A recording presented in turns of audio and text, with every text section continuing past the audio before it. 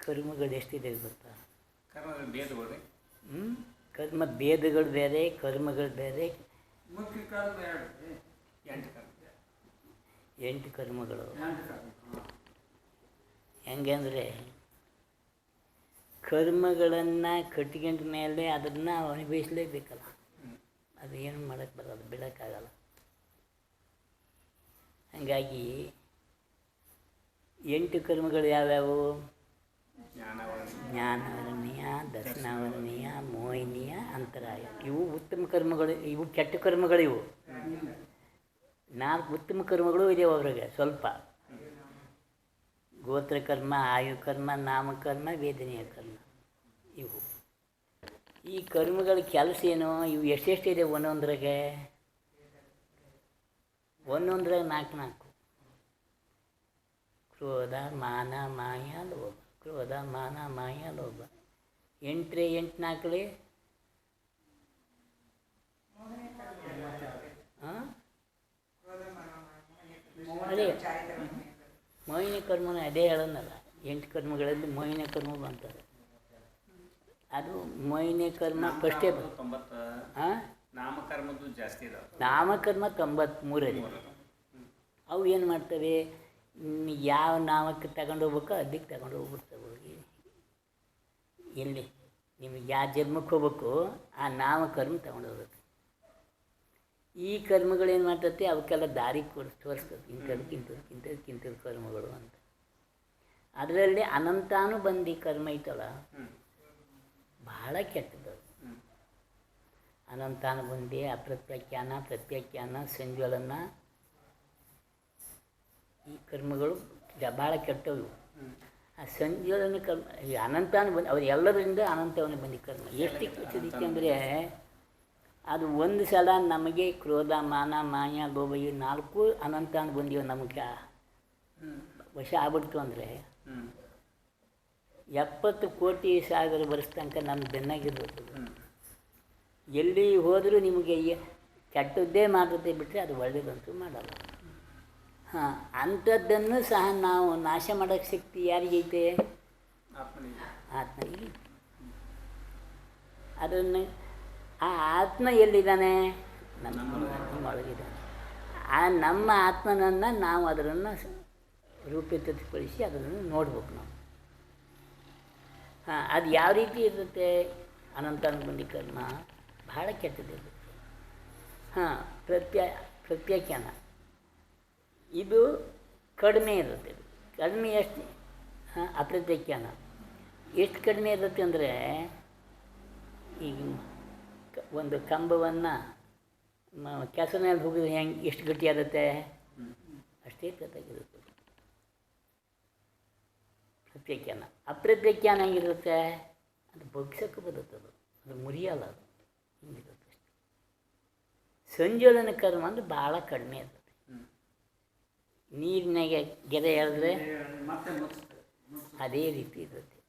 ಇದರಲ್ಲಿ ಎಷ್ಟೆಷ್ಟು ಕರ್ಮಗಳು ಇವಕ್ಕೆ ಮತ್ತೆ ಅನುವೃತ್ತವಾಗಿ ಭಾಳ ಕರ್ಮಗಳಿದ್ದಾವೆ. ಕರ್ಮಗಳಿದ್ದಾವೆ ಇವಕ್ಕೆ.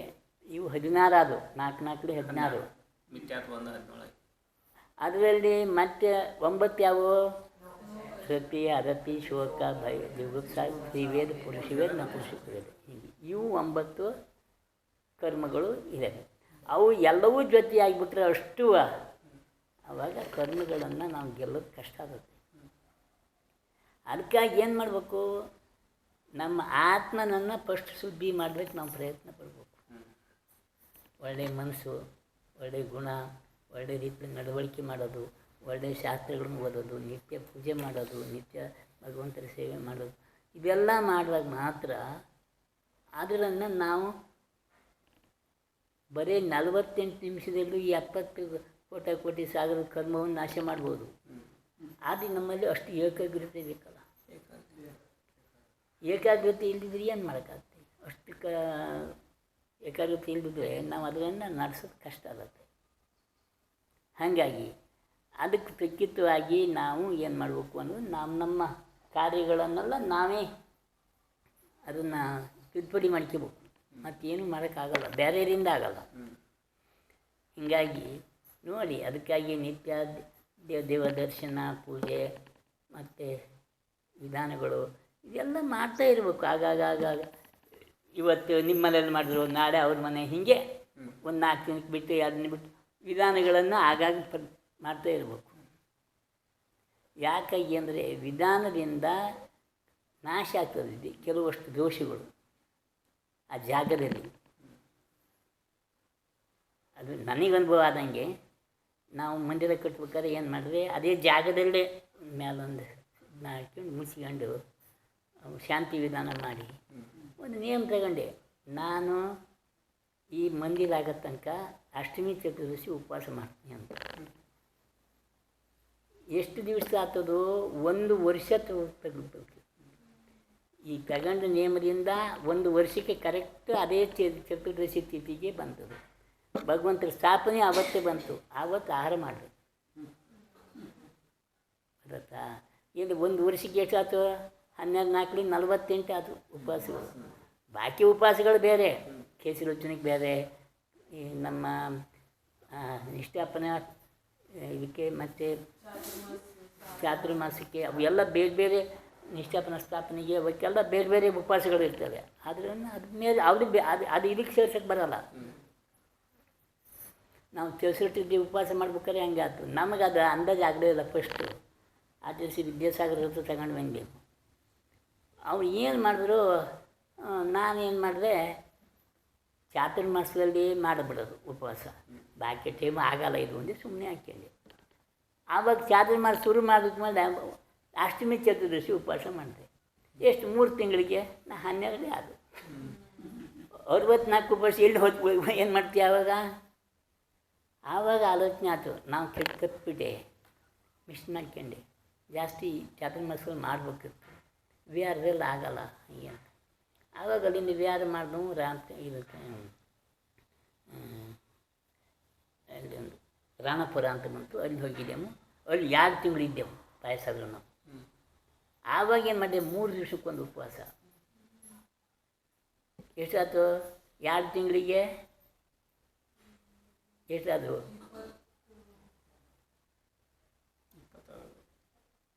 26 27 ಆದವು ಅಲ್ಲಿ ಉಪವಾಸ ಅಂತ ಕಾಣುತ್ತೆ.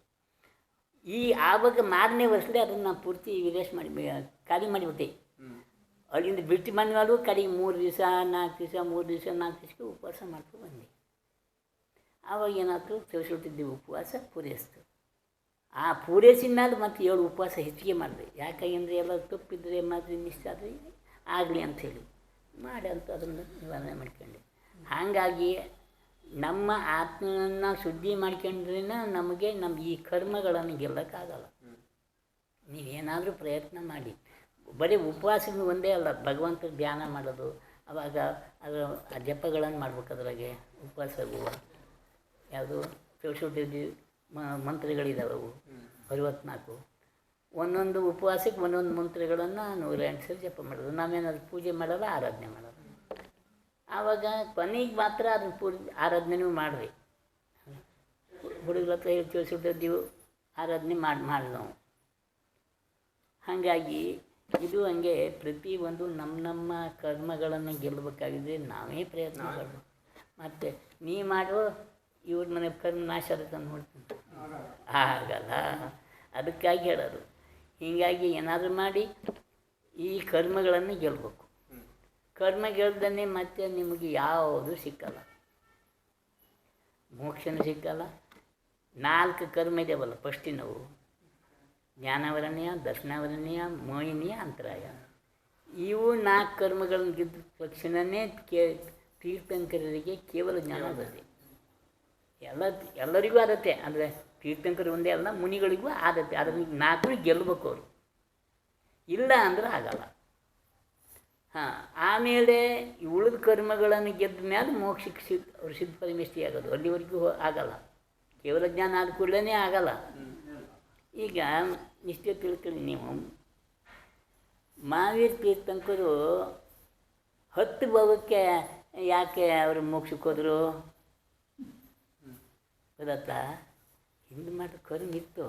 ಆದರೆ ಪ್ರತಿಯೊಂದರಾಗೂ ಮುನಿ 10 ಭಾವದಲ್ಲೂ 5 ಭಾವ ಸ್ವರ್ಗ, 5 ಭಾವ ನಾವು ಇದು ಮುನಿ ದೀಕ್ಷೆ ತಗೊಂಡಿರು, ರಾಜರಾಗ್ಯರು ಎಲ್ಲ ಮಾಡ್ಯಾರೆ. ಅದು 10 ಭಾವ ಎಂದಕ್ಕೆ ಬೇಕಾದಕ್ಕೆ ಅವರಿಗೆ ಅದು ಏನೂ ಮಾಡೋಕ್ಕೆ ಬರೋಲ್ಲ. ಪೂರ್ತಿ ಕ್ಲಿಯರ್ ಆದಿನ ಮಾತ್ರ ಕೇವಲ ಜ್ಞಾನ ಆಗಲ್ಲ. ಅವರು 363 ನಿತ್ಯ ಮತಗಳನ್ನು ಮಾಡಿದ್ರಲ್ಲ, ನಿತ್ಯ ಮತಗಳನ್ನು ಮಾಡಿದಾಗ ಅವ್ರಿಗೆ ಯಾವಾಗ ಗೊತ್ತಾಗ್ತದೋ, ಯಾವಾಗ ಮಾಡಿದ್ರು ಮರೀಚಿ ಇದ್ದಾಗ. ಕೊನೆಗೆ ಗೊತ್ತಾದ ಯಾವಾಗ ಅವರಿಗೆ ಮಹಾವೀರ ತೀರ್ಥಂಕರ ಕೇವಲ ಜ್ಞಾನ ಆದಾಗ. ಅದೇ ಇಷ್ಟೊಂದು ನಿತ್ಯ ಮತಗಳು ಹ್ಯಾಂಗೆ ಆಗ್ಬಿಟ್ಟಿದ್ಲಿ ಅಂತ ನೋಡ್ತಾರೆ. ಯಾರು ಮಾಡಿದ್ರು? ನಾನೇ ಮಾಡಿದ. ನಾವು ಒಂದು ಕೆಲಸವನ್ನು ನಾವು ಮಾಡೋಕ್ಕೆ ಬರುತ್ತೆ, ಅದನ್ನು ನಿವಾರಣೆ ಮಾಡೋಕ್ಕೆ ಆಗಲ್ಲ, ಕಷ್ಟ ಆಗುತ್ತೆ. ಅದನ್ನು ವಿಪರೀತ ಮಾಡೋಕ್ಕೂ ಆಗಲ್ಲ. ಅವ್ರು ಕೂಡ ಆಗಲ್ಲ. ಅದು ಹಾಗೆ ಬಿಟ್ಟು ಹೋಗ್ತದೆ. ಅವ್ರು ಮೋಕ್ಷಕ್ಕೆ ಹೋಗ್ಬಿಟ್ರು. ಹಾಗಾಗಿ ಹಿಂದೆ ಆಯುಷ್ಯ ಎಷ್ಟಿತ್ತು? ಕೋಟಿಗಟ್ಟಲೆ ವರ್ಷ. ಅದು ಇಂತಿಷ್ಟು ಅಂತ ಲೆಕ್ಕ ಹೇಳಕ್ಕೆ ಬರೋಲ್ಲ, ಅಷ್ಟಿತ್ತು. ಈಗ ಆದಿನಾಥರಿಗೆ 84 ಲಕ್ಷ ಪೂರ್ವ ವರ್ಷ ಇತ್ತು. ಪೂರ್ವ ಅಂದರೆ ಅದು ಲೆಕ್ಕ ಮಾಡ್ದಂಗೆ. ನಾವು ಒಂದು ಸಲ ಧವಳ ಪುಸ್ತಕ ಮಾಡಿದೆ, ಅದ್ರಾಗೆ ಗಣಿತ ಸಿಕ್ಬಿಟ್ಟು ಒಂದು ಪುಸ್ತಕ. ಅವಾಗ ಏನಾಯ್ತು, ಅದನ್ನು ಲೆಕ್ಕ ಮಾಡೋಣ ಅಂತ ನಾವು ಮಾಡೋದು, ನಾವು ನೋಡೋಣ ಅಂತ ಲೆಕ್ಕ ಮಾಡಿದ್ರೆ ಅದು ಹೇಳೋಕ್ಕೆ ಬರೋಲ್ಲ ನಮಗೆ. ಈಗ 84 ಲಕ್ಷವನ್ನು 84 ಲಕ್ಷದಿಂದ ಗುಣಿಸಿದರೆ ಎಷ್ಟಾಗ್ತದೆ?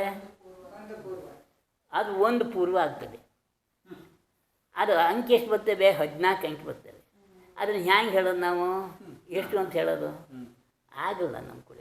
ಇದು ನಮ್ಮ ಕೂಡ ಆಗೋದಲ್ಲ. ಇದು ಕೇವಲಿಗಳ ಕೆಲಸ. ಅವ್ರು ಮಾತ್ರ ರಕ್ಷಣೆ ಆಗಿಬಿಡ್ತಾರೆ. ಅವರಿಗೆ ಕೇವಲ ಜ್ಞಾನ ಇರುತ್ತೆ. ಏನು ಇದು ಅನಂತ, ಇದು ಸಂಖ್ಯಾತ ಐತೆ, ಇದು ಹೇಳಕ್ಕೆ ಬರುತ್ತೆ. ಸಂಖ್ಯಾತ ಅಂದರೆ ಇದು ಅಸಂಖ್ಯಾತ ಐತೆ, ಇದು ಹೇಳಕ್ಕೆ ಬರೋಲ್ಲ. ಅದಕ್ಕೂ ಮಿಕ್ಕಿದ್ದೈತೆ ಅನಂತ.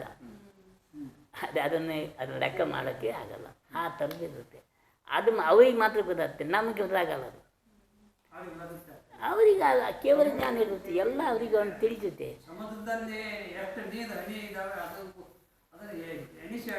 ಎಲ್ಲ ಹೇಳ್ತಾರೆ ಅವರು ಕೇವಲಿಗಳಿಗೆ. ಅದೇ ನಮ್ಮ ಕೂಡ ಆ ಪ್ರಶ್ನೆ ಕೇಳಿದ್ರೆ ನಾವೆಂತ ಹೇಳೋದು? ಹಿಂಗಾಗುತ್ತೆ. ಅದಕ್ಕಾಗಿ ನೋಡಿ, ಏನಾದರೂ ಮಾಡಿ ಮುಂದೆ ನೀವು ಮುಂದಿನ ಮಾರ್ಗಕ್ಕೆ ಹೋಗ್ಬೇಕು ಅನ್ನೋದು ಯುದ್ಧವೇ. ಯಾವುದಾದ್ರೂ ಧರ್ಮ ಆಚರಣೆ ಮಾಡಬೇಕು, ಮುಂದಿನ ಥರ ಮಾಡಬೇಕು ಅಂತಿದ್ರೆ ಧರ್ಮವನ್ನು ಆಚರಣೆ ಮಾಡಿ. ಅದಕ್ಕೆ ವಾರಂಟ್ ಅಂತದ.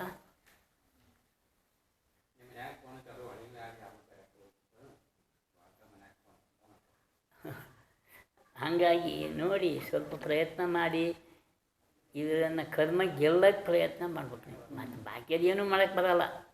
ಆದರೆ ಗೆದ್ದರೆ ಸರಿ, ನೀವು ಮುಂದಿನ ದಾರಿ ಸಿಕ್ಕೋದು. ಈಗ ಕಷಾಯಗಳು 25, ಒಂದೊಂದರ 4ರಂತೆ ಅನಂತಾನುಬಂಧಿ ಕ್ರೋಧಮಾನ ಮಾಯ ಲೋಭ, ಪ್ರತ್ಯಾಖ್ಯಾನ ಕ್ರೋಧಮಾನ ಮಾಯ ಲೋಭ, ಅಪ್ರತ್ಯಾಖ್ಯಾನ ಕ್ರೋಧಮಾನ ಮಾಯ ಲೋಭ, ಸಂಜ್ಞಾನ ಕ್ರೋಧಮಾನ ಮಾಯ ಲೋಭ. ಎಷ್ಟದು? 16 ಅದು. ನೋ ಕಷಾಯಗಳು ಮತ್ತು ಯಾವುವು? ರತಿ, ಅರತಿ, ಶೋಕ, ಭಯ, ಜಿಗುಪ್ಸ, ತ್ರಿವೇದ, ಪುರುಷವೇದ, ನಪುರುಷವೇದ, ಇವು 9 ಇದೆ. ಅವು 9 ಆಗರೊಳಗೆ 25 ಕಷಾಯಗಳನ್ನು ಗೆಲ್ಲಬೇಕು. ಇವಕ್ಕೆ ಉಪಭೇದಗಳಿವೆ. ಎಷ್ಟು? ಒಟ್ಟು 148 ಆಗ್ತವೆ. ಹಾಂ, ಇದು ಅಲ್ಲದೆ ಸಣ್ಣ ಪ್ರಮಾಣದಲ್ಲಿ ಹೋದರೆ 18,000 ಚಿಲ್ಲರೆ ಐತಿ. ಅವೆಲ್ಲ ಎಲ್ಲಿ ನಾವು ಗೆಲ್ಲಕ್ಕೆ ಆಗಲ್ಲ ಅಂತ ಇಟ್ಕೊಂಬನೆ. ಆ ದಾರಿಲಾದ್ರೂ ಹೋಗ್ಬೇಕಲ್ಲ. ಈಗ ಇಲ್ಲಿಂದ ಬಸ್ಸಿಗೆ ಹೋಗೋ ದಾರಿಲಿ ಹೋಗ್ಬೇಕಲ್ಲ ನಾವು. ಈ ಕಡೆಗೆ ಹೋದರೆ ಬಸ್ ಸಿಗುತ್ತೆ ಇಲ್ಲ. ಹಂಗೆ ಆ ರೀತಿಯಲ್ಲಿ ಆ ದಾರಿಲಿ ಹೋಗಿ ಏನಾದರೂ ಮಾಡಿ ಮುಂದಿನ ಮಾರ್ಗಕ್ಕೆ ಹೋಗ್ಬೇಕು. ನೋಡಿ, ಏನಾದರೂ ಒಂದು ಮುಂದೆ ನೀವು ಒಳ್ಳೆಯದಾಗಬೇಕು ಮತ್ತು ನಿಮ್ಮ ಮುಂದಿನ ದಾರಿ ಹೋಗ್ಬೇಕು ಅಂತಿದ್ರೆ ಪ್ರಯತ್ನ ಮಾಡಿ ನೋಡಿ. ಮತ್ತು ಬಾಕಿಯಲ್ಲಿ ಏನೂ ಮಾಡೋಕ್ಕೆ ಬರೋಲ್ಲ ನಮ್ಮ ಕೂಡ. ನಮ್ದು ಇಷ್ಟೇ ಹೇಳೋದು, ನಮ್ಮದನ್ನು ನೋಡ್ಕೊಳಕ್ಕೆ ನಮ್ಮ ಕೂಡ ಆಗಲ್ಲ. ಬೇರೆಯದ್ದೇಳಿ ನಾವು ನಿಮ್ಮನ್ನ ನಡ್ಸೋಕ್ಕಾಗತ್ತೆ. ಈಗಂಕ ಪ್ರತಿಯೊಬ್ಬರು ಬುದ್ಧಿವಂತರೇ, ಎಲ್ಲ ಡಿಗ್ರಿ ಆದರೂ ವಿದ್ಯಾವಂತರು ಆಗಿದ್ದಾರೆ. ನಮ್ಮದೆಲ್ಲ ಕಡಿಮೆ ಗ್ರೇಡ್ ಆಗ್ಬಿಡುತ್ತೆ, ನಡೆಯಲ್ಲ ಅದು. ಹಾಂ, ಆ ಬುದ್ಧಿವಂತಿಗೆ ಏನು ಅದಕ್ಕೆ ಕೆಲವು ತೊಂದರೆ ಕೊಡೋಕ್ಕೂ ಆಗುತ್ತೆ, ಕೆಲವು ಒಳ್ಳೇದು ಮಾಡೋಕ್ಕೂ ಆಗುತ್ತೆ. ಹಿಂಗಿರುತ್ತೆ ನೋಡಿ. ಮುಂದೇನಾದರೂ ಮಾರ್ಗಕ್ಕೆ ಹೋಗ್ಬೇಕು ಅಂತಿದ್ದರೆ ನಿಮಗೆ ನಿತ್ಯ ಪೂಜೆ ಮಾಡೋದು, ಸ್ವಾಧ್ಯಾಯ ಮಾಡೋದು. ಇಡೀ ದಿವಸ ಪೂಜೆ ಮಾಡ್ತಾ ಇರೋದು ಅಲ್ಲ, ಇಡೀ ದಿವಸ ಸ್ವಾಧ್ಯಾಯ ಮಾಡೋದು ಅಲ್ಲ. ಪೂಜೆ ಅಂದರೆ ಒಂದು 3/4 ಗಂಟೆ ನೀವು ಅಭಿಷೇಕ ಮಾಡಿದ್ರು 1 ಗಂಟೆ ಒಳಗೆ ಪೂರೈಸ್ಬಿಡ್ಬೋದು. 24 ಗಂಟೆ ಇರೋದು. 24 ಗಂಟೆ ಒಂದು ದಿವಸಕ್ಕೆ 1 ಗಂಟೆ ಭಗವಂತನ ಪೂಜೆಗೆ ಬಿಟ್ಬಿಡೋದು. ಒಂದು 15 ನಿಮಿಷ ಎಂಥದಕ್ಕೆ ಸ್ವಾಧ್ಯಾಯ ಸಾಕು, ಅಷ್ಟೇ ಸಾಕು. ಅದನ್ನು ನೀವು ಜಾಸ್ತಿ ಮಾಡಿದಾಗ ಏನಾಗುತ್ತೆ ಅಂದರೆ ಆ ಹಿಂದನ್ನು ಮರ್ತೋದಕ್ಕೆ. ಸ್ವಾಧ್ಯಾಯ ನೀವು ಜಾಸ್ತಿ ಮಾಡಿದ್ರೆ ಅಂತ ಹೇಳಿ ಈ ಒಂದು ಪುಸ್ತಕ ಪೂರ್ತಿ ಓದಿಬಿಟ್ಟೇವೆ ನಾವು ಬಡಗುಡ್ತ. ಅದೇನಾಗುತ್ತೆ ಹಿಂದನ್ನು ಮರ್ತೋತು, ಮುಂದೊಂದು ಸ್ವಲ್ಪ ನೆನಪಿರುತ್ತೆ ಅಷ್ಟೇ. ಬಾಕಿದೆಲ್ಲ ಇರಲ್ಲ, ತಲೆಯಲ್ಲಿ ಇರಲ್ಲ ಅದು. ಈಗೆಲ್ಲ ಅಜ್ಞಾನವೇ ಜಾಸ್ತಿ ಆಗಿರುತ್ತೆ ಅನ್ನೋದು. ಮನುಷ್ಯರದ್ದು ಒಂದೇ ಅಲ್ಲ, ಪ್ರತಿಯೊಬ್ಬರು ಅಜ್ಞಾನಿಗಳೇ ಇರ್ತಾರೆ. ಭಾಳ ಕೆಟ್ಟದ್ದು ಮಾಡೋರೇ ಜಾಸ್ತಿ ಆಗ್ಯಾರೆ, ಒಳ್ಳೇದು ಮಾಡೋರು ಕಡಿಮೆ ಇದ್ದಾರೆ ಜನ. ನೋಡಿ, ಮುಂದೇನಾದರೂ ನಿಮಗೆ ದಾರಿ ಬೇಕು ಅಂತಿದ್ರೆ ಭಗವಂತ ಧ್ಯಾನ ಮಾಡೋದು, ಜಪ ಮಾಡೋದು, ಸ್ವಾಧ್ಯಾಯ ಮಾಡೋದು. ನಮ್ಮ ನಮೋಕಾರ ಮಂತ್ರ ಜಪ ಮಾಡೋಕ್ಕೆ ಜಾಗನೂ ಇಲ್ಲ, ಎಲ್ಲಿ ಬೇಕಾದ್ರೂ ಮಾಡ್ಬೋದು. ನೀವು ದಾರಿ ಮೇಲೆ ಹೋಗ್ತಾ ಮಾಡಿ, ಗಾಡಿ ಮೇಲೆ ಹೋಗ್ತಾ ಮಾಡಿ, ಕುತ್ಕೊಂಡು ಮಾಡಿ, ನಿಂತ್ಕೊಂಡು ಮಾಡಿ, ಮನ್ಕೊಂಡು ಮಾಡಿ, ಏನು ಬೇಕಾದ್ರೂ ಮಾಡಿ. ಮಾಡಬಾರ್ದು, ಆದರೆ ನಾವು ಅಷ್ಟಿದ್ದೇವಪ್ಪ, ನಮ್ಮ ದೇಹದಲ್ಲಿ ಶಕ್ತಿ ಇಲ್ಲ ಇಲ್ಲ ಆ ಟೈಮ್ನಲ್ಲಿ ಮಾಡ್ಬೋದು. ಮತ್ತು ಅದನ್ನು ನಮೋಕಾರ ಮಂತ್ರ ಜಪವನ್ನು ಮಲಮೂತ್ರ ಮಾಡಾಗ, ಆಹಾರ ಮಾಡ್ತಾ ಇದ್ದಾಗ ಮಾಡಬಾರ್ದು. ಅದು ದೋಷ ಆಗುತ್ತೆ, ಮತ್ತೆಷ್ಟು ಪಾಪ ಬಂದಾಗುತ್ತೆ. ಬಾಕಿ ಟೈಮ್ ಮಾಡ್ಬೋದು, ಅದೇನು ತೊಂದರೆಯೇ ಇಲ್ಲ. ಅದಕ್ಕೆ ಸಿಂಹಾಸನ ಬೇಕು, ಮಣಿಯೇ ಬೇಕು, ಉಪ್ಪಿಗೆ ಮನೆಯೇ ಬೇಕು, ಅದು ಬೇಕು ಇದು ಬೇಕು ಮತ್ತು ಏನೂ ಇಲ್ಲ. ನಮಗೆ ಯಾವ ಸರಿಯಾಗಿ ಕಾಣಿಸುತ್ತೆ ಅದರಲ್ಲಿ ಮಾಡ್ಬೋದು. ನಾವು ಏನಾದರೂ ಮಾಡಿ ಮುಂದಿನ ಮಾರ್ಗ ಹಿಡ್ಕೊಳ್ಳೋದು, ಹೋಗೋದು. ಆವಾಗ ಹೇಳಕ್ಕೆ ಬರೋಲ್ಲ ಅವರು. ಮಾಸಿಕ ಧರ್ಮದಲ್ಲಿ ಹೇಳಬಾರ್ದು ಅಷ್ಟೇ, ಮತ್ತೇನು ಬಾಕಿ ದಿವಸ ಏನಿಲ್ಲ. ಬಿಟ್ಬಿಡೋದು. ಅದು ಮಾಸಿಕ ಧರ್ಮ ಪೂರೈಸ್ತಿರ್ತಲ್ಲ 6 ದಿನಕ್ಕೆ, ಆಮೇಲೆ ಡಬಲ್ ಮಾಡಿಬಿಡೋದು. ಇವತ್ತು ನೀವು ದಿವಸ ಎಷ್ಟು ಜಪ ಮಾಡ್ತೀರಿ, ಡಬಲ್ ಮಾಡಿಬಿಡೋದು. ಅದು ಅದಕ್ಕೆ ಸೇರಿಬಿಡ್ತೈತೆ. ಈಗ ನಮ್ಮದು ಹಂಗೆ ಆಗುತ್ತೆ. ಎಲ್ಲರೂ ಒಂದೊಂದು ದಿವಸ ಮಿಸ್ ಆಗಿಬಿಡ್ತದೆ ಅಂದರೆ ಮತ್ತೆ ಡಬಲ್ ಮಾಡೋದು ನಾವು ಅಷ್ಟೇ, ಮತ್ತೇನು ಮಾಡೋಕ್ಕೆ ಬರಲ್ಲ. ಅದಕ್ಕೆ ಪ್ರತಿಯೊಂದು ಸೂಟಿಗಿದ್ದಾಗ, ಮಾಸಿಕ ಧರ್ಮ ಇದ್ದಾಗ ಅದಕ್ಕೆಲ್ಲ ಪ್ರಾಯಶ್ಚಿತ್ತ ಮಾಡ್ಕೊಂಡ್ರೆ ಅದೇ ಡಬಲ್ ಮಾಡಿಬಿಟ್ರೆ ಅದು ನಿವಾರಣೆ ಆಗುತ್ತೆ. ಮತ್ತು ಅದನ್ನು ಏನು ಮಾಡೋಕ್ಕೆ ಮುಂದಿನ ಬೇರೆ ಕ್ರಮ ಏನು ಮಾಡೋಕ್ಕೆ ಬರಲ್ಲ ಅದಕ್ಕೆ.